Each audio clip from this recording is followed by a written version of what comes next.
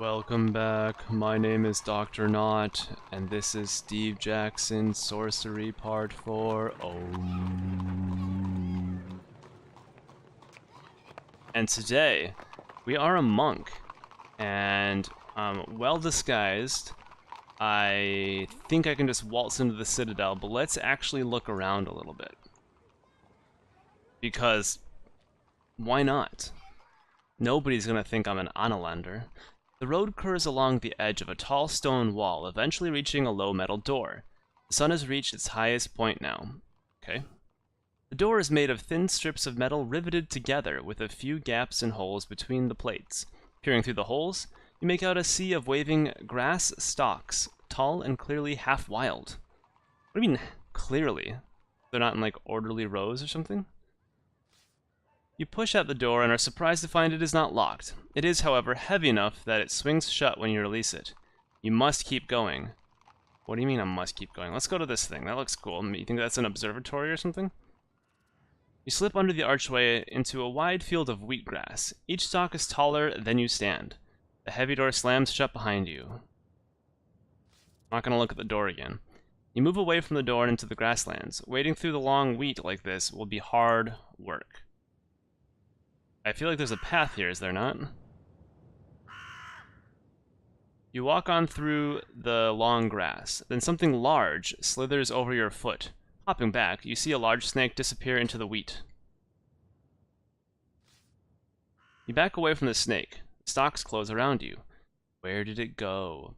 The blazing sun cannot seem to warm this place. Really? I feel like it'd be really hot over here. Let's go to the spire. You stride onwards through the field of wheat. The spire stands in front of you, as high as an ancient tree, but impossibly thin. How can it stay upright? At the base is an opening just large enough to enter. Let's just go inside. You could venture inside the dim space within the narrow spire. Weak light filters in from above, but the ceiling is shrouded from view. There is no floor, but the grass underfoot is pale and short. At the center of the room is a small shrine, a cut stump of wood on which stands a tiny clay idol.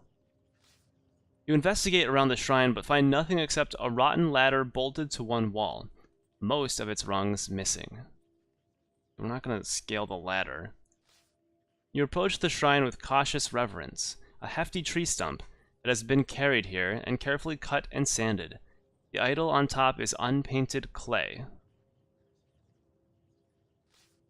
The idol is small enough that you need to squat to see it. It is roughly made, with pits and defects. It is human-shaped, clutching a sword that points towards the ground. It lacks a face, and is unnaturally cold to the touch, as though it drank your warmth. I'm not going to pray to the shrine, because I just got a new goddess, Effe. I'm going to destroy the idol and feel the wrath of the new whatever. You smash the idol with a swipe of your blade. The clay lump shatters. There is the slightest tremor beneath your feet as the idol's fragments spill onto the ground. Nope, onto the ground. The warmth of Effie's approval fills your chest. Yeah, Effe, I shall not pray to any other idol. So there we go. An evangelical Effe believer already. Going around and smashing the other religions around here. Alright, I'm not scaling the ladder, let's just go. Leave the spire. The sun is beginning to lower and the air begins to cool. The reason I'm not going up that ladder is we'll go up 4 rungs, it'll break, I'm gonna like break my ankle, lose half my stamina, and die from broken bone infection. It's not even a real thing until just now because the wheatgrass is poisoned, and walking through it slowly gives you osteoporosis. Okay, you walk on through the tall swaying stems. The stalks nearby shiver, and then the snake you saw earlier bursts up. You twist away as it rears up and goes for your neck, and your blade is out before it can disappear again, and you track it with hawk eyes. But you have fought larger serpents than this one. Yeah, let's see what we can do in terms of casting a spell. I don't feel like losing a lot of stamina, so let's see what we have here. We've got L, A, W. Is this thing considered non-intelligent? Let's keep that in mind. Maybe I'll try that, but that is worth 3 stamina. But I do have rations, so it's not a big deal, I guess. This one. So if we block, it won't hurt us. Let's do this one. I'll just re-heal myself with food afterward. You cast the spell, forming a shimmering force field around your body. You should be protected from all but the most serious injury now, so watch what we can do. Defend. Oh, look at you. The serpent's great coils are winding around your feet. In a moment, they will tighten and snap your ankles. What? You drop into a defensive crouch, stepping well back as it rears back out of reach. That's gonna... What? I thought... What force field do I have? You stay low. The serpent tries to knock you over you with its thick neck, but you duck. Okay, well that's stupid. I thought I was gonna be able to just not get hurt, but apparently that's not the case. Yeah, get wrecked by 2. You wait as the serpent shifts, exposing its belly. Then you attack. You cleave the air with your sword. It slips away from beneath your blade. The creature's eyes glitter and glow. You drop into a crouch. The serpent strikes. You desperately defend yourself. You escape mostly unscathed. It snaps and bites at the air between you. So I wasted 3 stamina on a force field that apparently is not working. That should be worth more than 2. Come on. An opening appears. You bring your blade in heavily. The serpent recoils quickly. The terrible creature can barely hold up its neck. This is a travesty. You fall back. The serpent screams through the grass, but you repel it with your blade. You breathe a sigh of relief. It closes up its coils, shrinking like melting snow. Charging forward through the grass, you dive forwards. Yes, we will dive forward because we're charging forward. Launching off your heels, you lunge for the beast's neck. The serpent recoils, hissing and spitting. It sidles away, hissing. It snaps and bites at the air between you. Oh, I should have just... God damn it. I meant Effie, damn it. You drop into a crouch. The serpent tries to swipe you with its vicious tail, but you quickly step aside. You ready yourself for the next wave. Attack! Oh, blow. The serpent shifts, exposing its neck. You attack immediately. You split the air with your blade, but it slithers quickly away into the grass. The serpent's movements have become sluggish and pained. The serpent's eyes are aflame. God, I've lost 8 stamina. You fall back, the serpent whips out with its tail. I don't care, let's just go. Oh, that does 3? Okay. The perfect moment to strike. You ram your blade forwards. With a great cloud of dust, the head of the serpent crashes to the ground, and the light in its eyes goes forever dark. Shameful! Stalks break and crack around you as you walk. With a pop, your force field shimmers out of existence. The sun disappears, heading towards the horizon. Yeah, thanks, force field. Not helpful at all. Let me do this. Let's take a little bite just to make sure we ate today. I think we did before, but now we're up to 10. So now when we rest tonight, we should gain a little stamina, assuming we aren't awoken rudely. Let's go. You move onwards through the long grass. You stand in the shadow of the inner wall by a heavy metal door. The door is closed. Okay, and just open it. Oh my god. You try the door, expecting it to be locked, but it is merely stiff. What do you mean? Why would I expect it to be locked? Oh, I thought it was locked, but I don't know what stiff means. Okay, because I can just slip through it. The door is open just wide enough for you to slide yourself through. Okay. I apparently don't remember the fact that I walked through this door before and it wasn't locked. The door closes behind you. The wind picks up as the evening draws on. There is no time to linger. Typical no time to linger. You continue along the road. You pass a side street leading off into a maze of smaller streets and alleys. Let's just keep going this way. The road leads away towards a ruined portion of the Citadel. The sun lowers towards the horizon. It will be night soon. Okay. I'm still curious what this is all about. This is a ruined portion? Like nobody's over here? The road ends in a tall wall of obsidian black bricks, tall enough to keep out a giant. The wall is crumbled, brought down by the piercing gripweed vines that cover its length. You can scramble over the fallen stones and inside easily enough. Clouds rumble as they roll across the dimming sky. Soon it will be dark once more. You scramble up onto a block and peer over the wall. Beyond stretches an empty region of lapping water from which tall, isolated, gloomy towers rise. Strange noises reach you from across the wall. So this is water. I don't feel like fighting random monsters that are over here, so let's just go back and find a place to sleep, I guess. The path leads back towards the hubbub of the city. The sun is almost set, and the sky has turned a deep purple. Standing just off the path, you Standing just off the path, you are 2 laborers. I am. Leaning on their shoulders next to a pit. I still don't understand, the shorter one is saying. I know, I don't understand that previous sentence either, says the normal-heighted one, being me. Let's listen. What is there to understand? Her companion replies. We need to dig this trench. The short laborer shakes her head. I know that, but why? What is it for? What is going in the trench? I see, yes, the other laborer says. He scratches his neck. It's a problem. She huffs. All day long we fix walls and dig holes because Filch tells us to. Well, who tells Filch? Someone is in charge of him, the taller worker sighs. Way of the city, isn't it?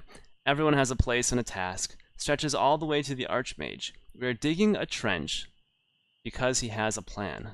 The Arch-Mage? She says. Don't tell me you believe in the Arch-Mage. He nods. Of course I do. That is why I'm happy digging this trench, and you aren't. I know that the Arch-Mage has a plan for Mompang, keeping us safe from out there, he gestures to the walls, and part of that plan includes this trench. I've never met anyone that's spoken to him, or even seen him, she replies. So even if he does exist, why should I trust in his plans? The taller laborer looks out at the sky. What else would you do? He asks.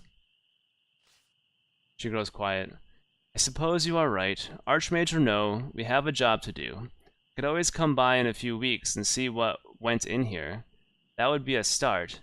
She then turns back to digging. I just think if this Arch-Mage wants the trench dug so badly, her words are punctuated by thunk of her shovel, he can come do it himself. The 2 workers fall silent as they resume their work. You glance over at the trench. It is about 6 feet long, 4 feet wide, and goes down some depth. So, Arch-Mage equals God in this case? Yeah. Let's go talk to them. You walk over to them and ask what they are discussing. The tall worker waves at his companion. She is simply wondering about her place in the world, why we're digging a trench and so forth. She scowls. I just want to know why. Who ordered it? What is going on? The Arch-Mage's orders, you ask? Well, obviously, the first laborer replies. The Arch-Mage has a plan for us all, the tall one says, nodding. She rolls her eyes and scoffs at that. If he exists. You do not believe the Arch-Mage is real? She shakes her head, much to the dismay of her companion. Why would I? I have never seen him, nor met anyone who has. It is a tale, like the land beyond the mountains. I mean, he might have been real once, but 1,000 years ago. Long dead now. Then who runs Mompang? The other laborer demands, hissing under his breath now. He might have retreated into his tower, but we still are doing his bidding. His will keeps the world together. There is more to the world than Mompang, he shrugs. Perhaps. I'm not sure what I believe. The mountains exist, surely, for they block the sun. What is beyond them? Some guards tell stories of long-dead civilizations rising from sand, or whole cities that float on water. Just as believable as an Arch-Mage who whittles decades away in sleep, says his companion. He shrugs again. But at least with him, we can trust our eyes and ears, can we not? We see what needs to be done, even if we don't understand it. Philosophical. I must go, you tell them. The man nods. The woman spits into the ground.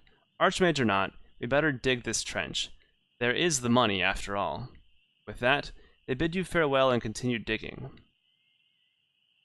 The clue is the Arch-Mage might not be real? Is that what I'm guessing? Or maybe dead. Oh. Some rumors that the Arch-Mage is long dead. Alright, let's go down south. So walking down this street and back has not been a complete waste of my time.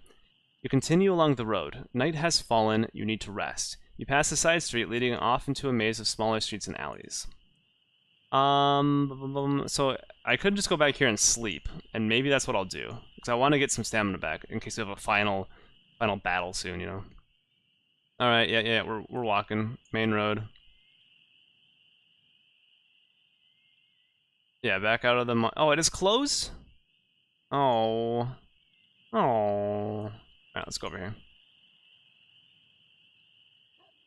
You return to the west side of the square. In the moonlight, this corner of the square is quiet. A wider road leads west into a rundown area of the city. So, I'm told I could sleep by the statue. Let's see. Let's sleep against the statue. I don't think this is gonna go well. You curl up against the base of the statue and pull your cloak up over your body. Setting down your pack, you try to stretch out under your habit despite the wind.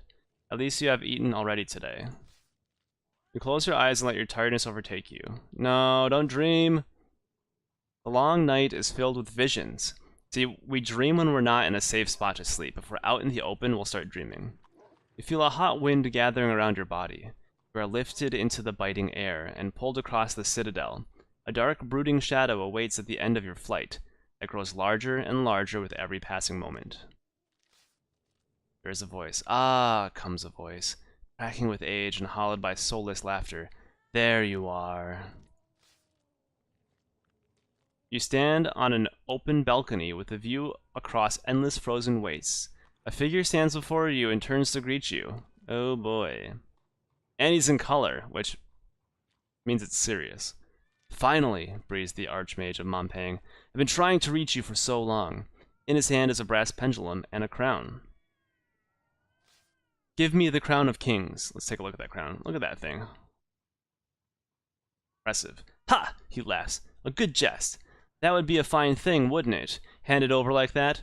He shakes his head. Sadly, however, you are not here. I have simply summoned your dreaming eye to my presence, like an obedient dog. But you see me as I am. I have the crown. I will take it from your cold, dead fingers. I would recommend you discover what the crown does, the Arch-Mage responds calmly.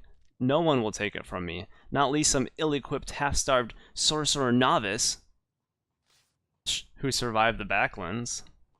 Made rather a mess of them, too, he observes. He sighs, and turns the crown in his hand this way and that. It is beautiful, though, is it not? Worth dying for. Ask yourself that. Zing!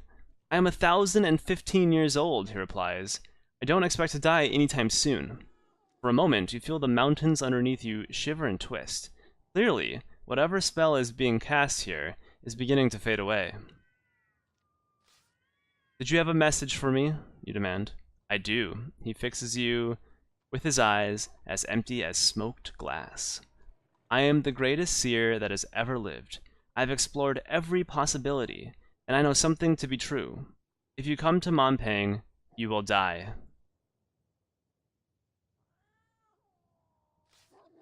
Then why do you fear me so? You retort. I am only concerned for your well-being, as for all my subjects, as any father would be. The Arch-Mage smiles meanly. Count your final days, Arch-Mage. Very well then, he nods and bows. You are welcome to come and die in my great house. Then his smile becomes a scowl. Only wipe your boots. And with a flick of the wrist, you are dismissed.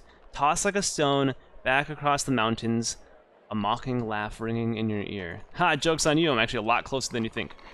Alright, the central square. During the past day, you ate some provisions, -2, and gained considerable gold, +10. Searched the wheat fields, entered the monastery of Effe the Fortuitous, where you joined the ranks of her followers, disguised yourself as a monk, and found one new clue. The Arch-Mage is aware of you. Of course. Alright, you wake to the sound of people and tramping guards, and hurry to your feet once more. No matter the time, the square is bustling. Montpang is isolated but active. Which way now? Good question. We'll figure it out next time. Thank you for watching. As always, take care, and I'll see you then. Goodbye.